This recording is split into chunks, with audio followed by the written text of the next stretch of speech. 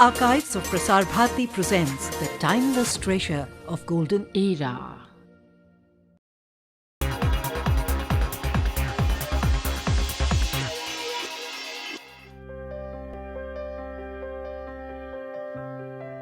Democracy derives its strength from the people, and people need meaningful participation in governance to make society vibrant and the country more prosperous and strong.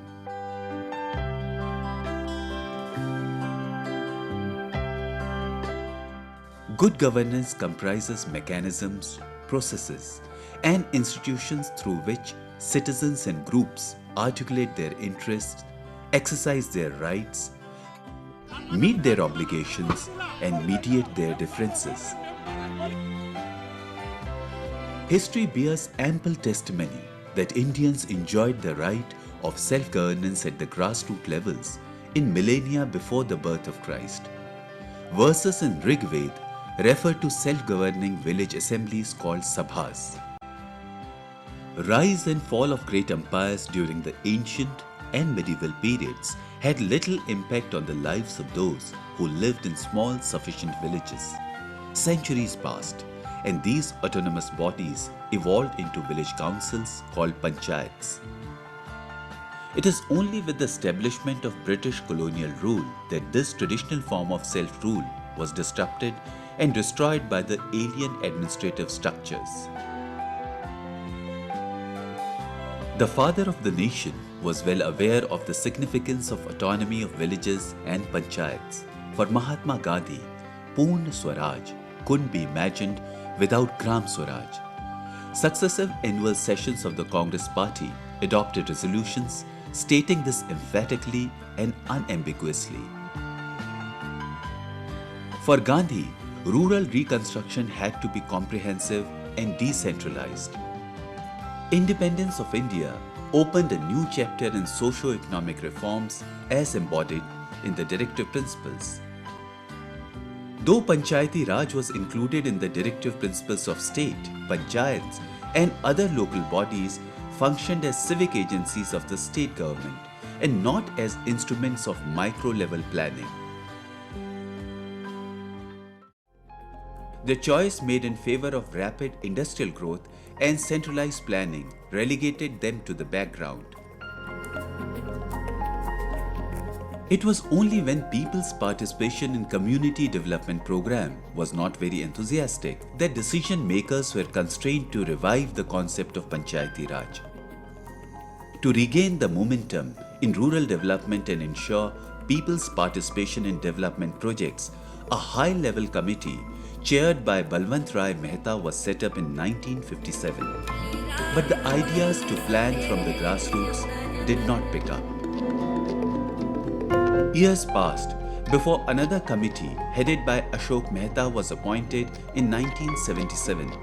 In the light of the recommendations of the committee, gradually Panchayati Raj institutions were set up and were contemplated to be developed as instruments of development. Maharashtra and Gujarat vested powers in district panchayats. In Madhya Pradesh and some other states, the responsibility for development was entrusted to development blocks.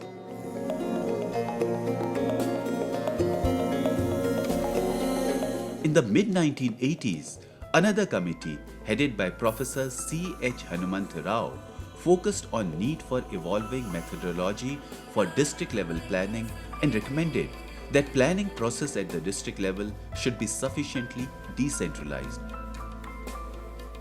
Almost another decade passed before legislation could implement these recommendations. The Constitutional Amendment Act 1992 marks a watershed in the history of local self-government in the country, since it gives a constitutional mandate to the state governments to restructure and revamp rural local bodies in accordance with constitutional obligations. Giving power to the people at the grassroots level is the most important thing in a country like India, with so much of diversity and imbalances, because there are areas which are very advanced, there are areas which are very backward. So it has to be a grassroots democracy, which is the basic of our democracy. The 73rd and 74th Amendments to the Constitution gave constitutional status to local self-governments and provided a new, universalized platform for decentralized planning from below. The object of district planning is to arrive at an integrated, participatory, coordinated idea of development of a local area. An essential step in this direction is to ensure that each panchayat at any level or municipality is treated as a planning unit. The Panchayati Raj Act provides for the creation of three-tier systems of Panchayati Raj institutions. The Act ensures the creation of State Election Commission. It also provides for the creation of State Finance Commissions. The Gram Sabha has been now recognized as a legal body. Each village with a population of about 200 or more has a Gram Sabha. For a group of very small villages, a common Gram Sabha exists. The Gram Sabha consists of all the adult voters.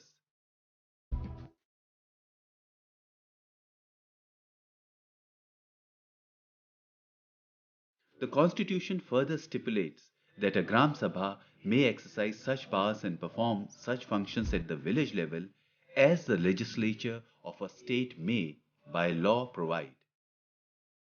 It is the key to self-governance and to transparent and accountable functioning of the Gram Panchayats. It is the only forum that can ensure direct, participative democracy.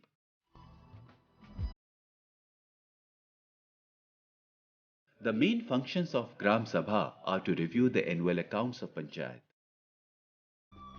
In 1 year, at least 2 meetings of the Gram Sabha are held. In its first meeting, the Gram Sabha considers the budget of the Gram Panchayat. In its second meeting, it considers the reports of the Gram Panchayat. A Gram Sabha elects the members of its Panchayat and also the chairperson of the Panchayat. A Gram Sabha is a real grassroots level institution.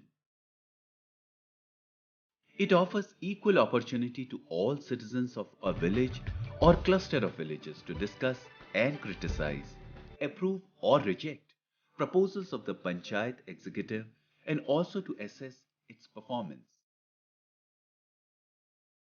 It is the platform for effective social audit.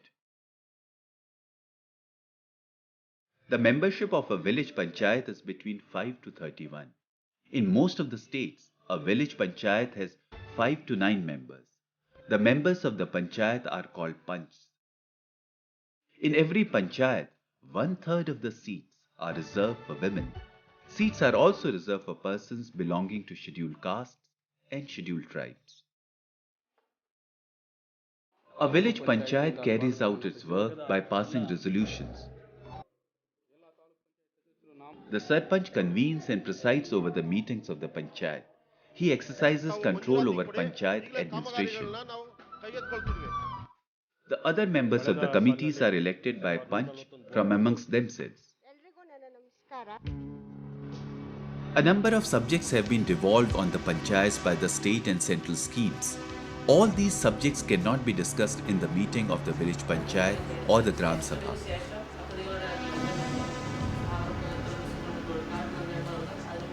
Many states, therefore, have formed subject-wise standing committees of the panchayats to give a focused attention to various subjects. Thus, its Standing Committee on Agriculture, Health, Education and Water Supply and Sanitation are able to look after these particular subjects. The Standing Committee formulates its own plan, keeping the broad policy of the state and the local needs in mind. One of the major achievements of Indian democracy has been the empowerment of women through the Panchayati Raj institutions. The implementation of Panchayati Raj has changed the condition of women to a large extent.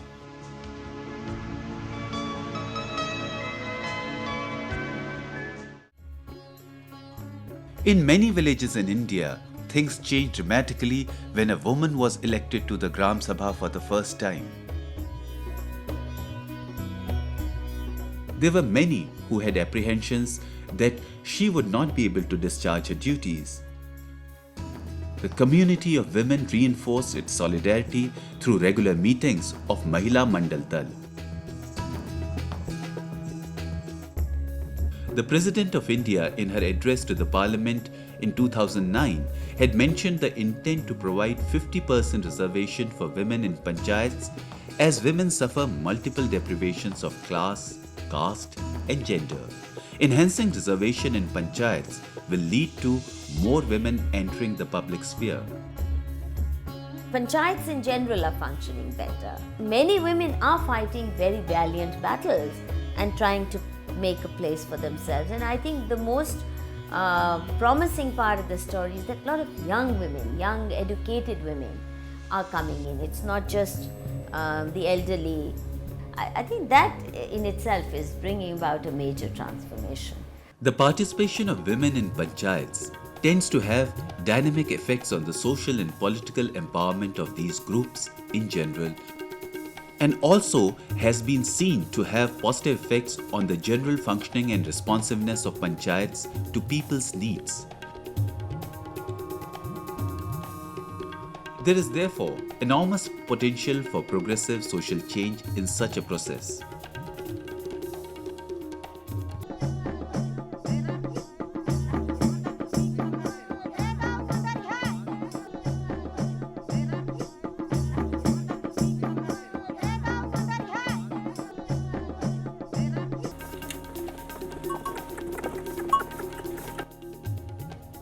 The Panchayati Raj legislation entrusts the Panchayati Raj institutions with the task of social audit. The local people are trained by the experts selected by the Panchayati Raj institutions for social audit.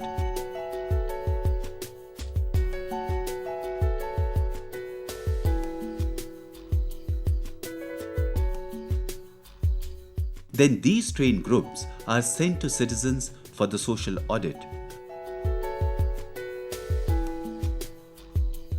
All the gathered information is well documented.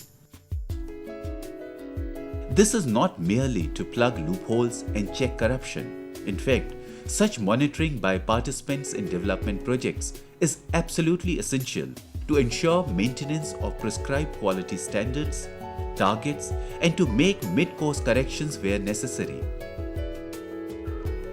In the bottoms-up approach, where the plans are made according to local needs and reflecting local aspirations, the stakeholders obviously are best qualified to supervise and certify the progress of the works. Such performance audits are regularly undertaken and have enhanced efficient delivery of benefits and services to the most needy.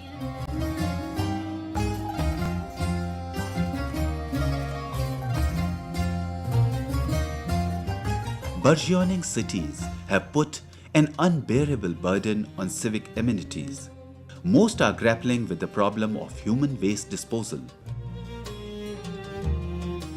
Immigrants from the village into big cities often have to live in slums devoid of civic amenities. Most distressing is the lack of sanitation. It needs to be emphasized that some village panchayats have solved the problem of human waste disposal much better than neighboring urban centers. A village in the vicinity of Pune is an outstanding example of this. Traditionally, the women faced the problem the most. Defecating in open spaces was far less humiliating for the males. Children defecating in the proximity of the house made matters worse. The villagers working under a woman Gram Pradhan joined hands to construct toilets in each house.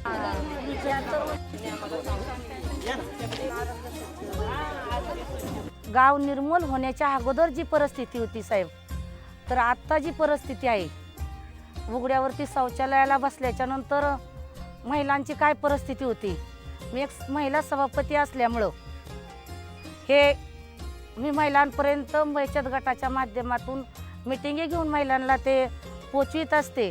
पण मांडवीगाव सारख्या सरपंच उपसरपंचांच्या सगळ्या ग्रामस्थांनी Many new toilets were constructed with the initiatives of the Panchayat. Sanitation was given highest priority. They also constructed drains to keep the village clean and disease-free. All this was accomplished only because the planning was done according to their own needs at the ground level, thanks to devolution of power and resources. Interesting messages were written on the streets and walls of the houses. Dignity was restored to the village.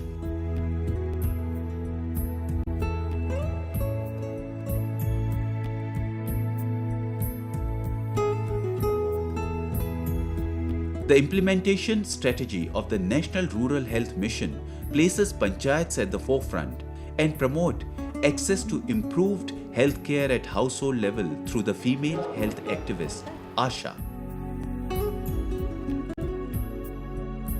मैं सभी औरतों से मिलती हूँ और जिसकी नई नई शादी हुई उससे बच्चे में अंतर रखने के लिए कहती हूँ कि भी जब से परिवार में मेल जोल नहीं होता तब से आप बच्चा पैदा ना करें और गर्भवती औरत से मिलती हूँ उसका पंजीकरण करवाती हूँ। सभी गांव की औरतें मुझसे खुश हैं जब से मैं आशा वर्कर लगी हूँ। Topmost priority is attached to pre- and postnatal care. This has greatly reduced infant mortality and helped save mothers' lives. This, combined with a nationwide immunization program, has brought about a sea change. The success of Family Welfare Program owes a great deal to the enthusiastic working of health workers in association with the panchayats. Deep down south, women health workers have become symbols of empowerment at the grassroots to provide relief to the needy. All this has been made possible due to the efforts of dedicated members of the Gram Sabhas and government officials dealing with Panchayati Raj institutions.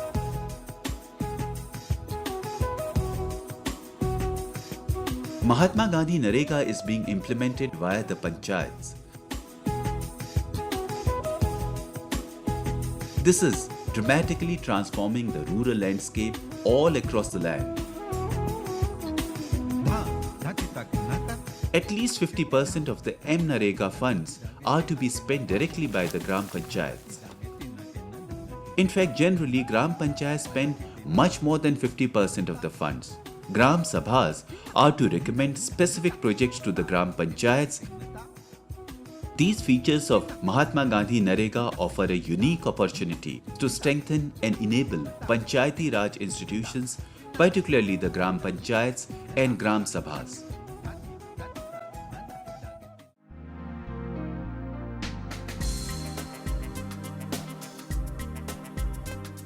Aware of the fact that villages located in different parts of India, particularly those far removed from the heartland in northeastern states, have unique problems of their own. States like Sikkim have, thanks to the opportunity provided by the Panchayati Raj, sought innovative and effective solutions to specific challenges.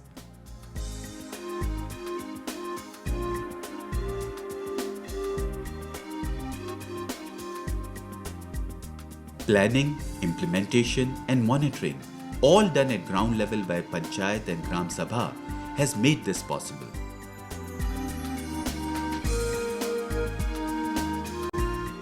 Even unskilled labor is now guaranteed employment for 100 days in a year, and they are being employed in different projects that they can easily identify with.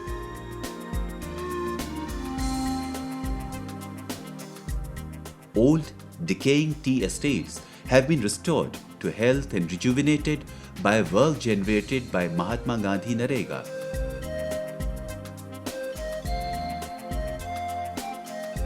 Community participation is enthusiastic as benefits accrue almost immediately and changes are palpable.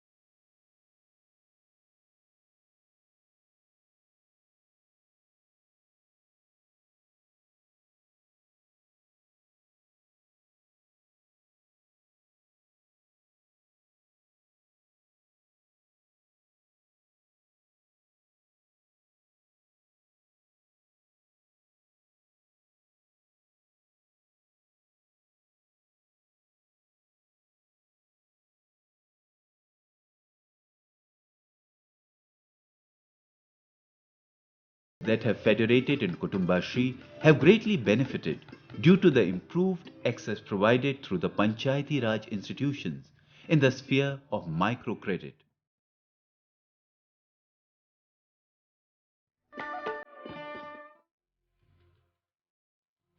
The main programs of the central government relating to drinking water supply are the Accelerated Rural Water Supply Program and Swajal Dhara. In both schemes, there is a clear thrust on putting panchayats in the forefront of implementation of drinking water schemes. Water scarcity is a problem plaguing vast tracts of rural India.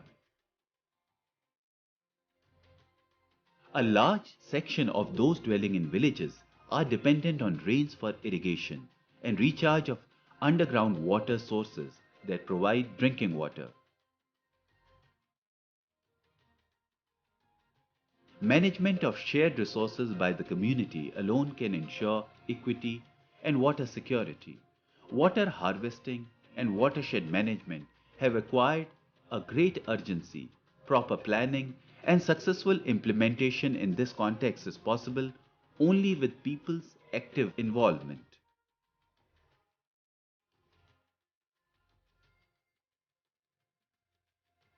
Mansingpura in Madhya Pradesh presents an inspiring success story.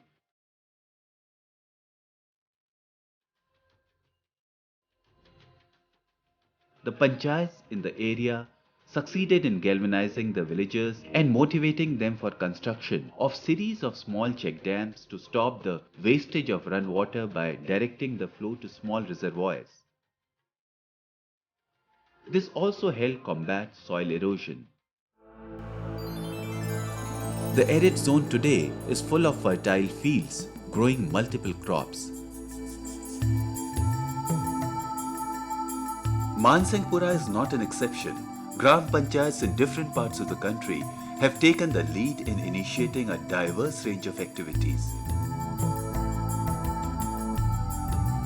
Rural marketing has made villages prosperous.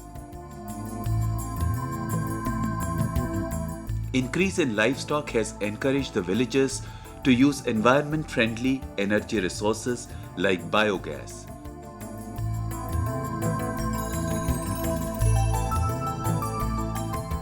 Many villages have benefited from animal husbandry and dairy products. The benefits accruing from planning at the grassroots level and people-oriented schemes under the Panchayati Raj institutions have brought about a revolution.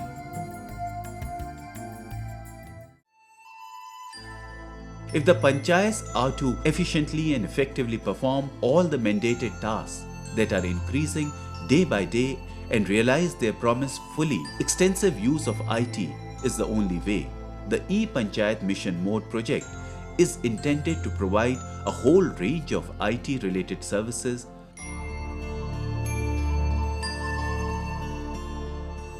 Information technology needs to be primarily positioned as a decision-making support system for the panchayat themselves, a tool for transparency, disclosure of information and social audit, a means for better and convergent delivery of services to citizens. As the implementation of the Panchayati Raj projects is expanding to cover the entire land, people all across India are beginning to get a sense of credible empowerment.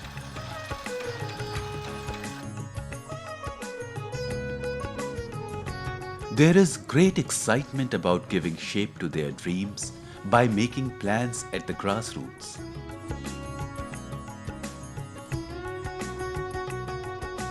Also, an ever-growing number of individuals and groups, a large number of them belonging to weaker sections, is being involved with the task of governance. Indian democracy at its most dynamic form can be encountered in the Panchayati Raj institutions.